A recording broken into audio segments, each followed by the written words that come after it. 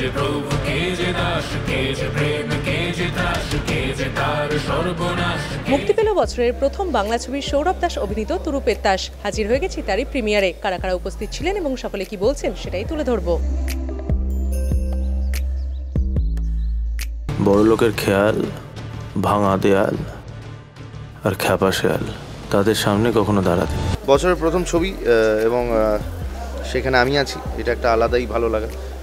এবং এখন বাংলা সিনেমা যেভাবে আবার উঠে দাঁড়াচ্ছে, শির দ্বারা সোজা হচ্ছে তাদের আবার, তো সেই ক্ষেত্রে সেখানে যদি একটুখানি রেসপন্সিবিলিটি নিয়ে যদি আমার ছবিটাও ভালো কাজ করে তাহলে খুবই ভালো লাগবে to be a part of the new path.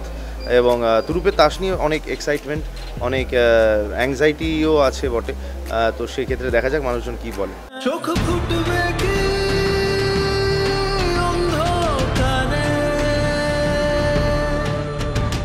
Nervousness, excited সব কিছু মিলিয়ে মিশিয়ে একটা মিশ্র প্রতিক্রিয়া বা ফিলিংস বলতে পারো।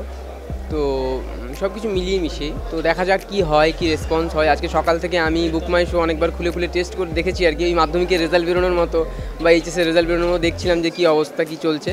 তো মোটামুটি একটা ঠিকঠাক ওপেনিং নিয়েছিল, যেহেতু আমাদের এত বড় বাজেটের ছবি না, একটা মিডিয়াম বাজেটের ছবি, বাট সেই অনুযায়ী ছবিটা ঠিকঠাক পারফর্ম করা শুরু করেছে আমি দেখলাম। আই হোপ এটা বেটার হবে। আমাদের যেহেতু অনেক দিন ধরে বানানো এই ছবিটা, অনেক কষ্ট করে বানানো, আমরা অনেক আগে রিলিজ করতে পারতাম, সেটা করতে পারিনি। তো এটা যদি আরও আগে রিলিজ হতো খুব ভালো হতো। এই লেটে রিলিজ হচ্ছে ইটস ওকে। আমার যেটা মনে হয় যে সবার ভালো লেগেছে ছবিটা দেখে, যে আমাদের প্রথম প্রচেষ্টাতে আমরা এত দূর অবধি আসতে পেরেছি। চাঁদের গায়ে চাঁদ লেগেছে, তোমরা ভেবে করবে কি, মরার আগে লড়বে নাকি বাঁচার আগে মরবে ঠিক। সবকটা সিনেমা রিলিজের আগেই চাপ লাগে, দেখা যাক কিরকম রেসপন্স হয়। সকাল থেকে এখনও কিছু পাইনি কিন্তু সত্যি বলছি, কারণ খুব একটা প্রমোশনস হয়নি, আমি খুব অনেস্টলি বললাম। আর একদিন আগে ট্রেলার বেরিয়েছে, তো সেইভাবে আমরা গিয়ে প্রমোশনও করতে পারিনি।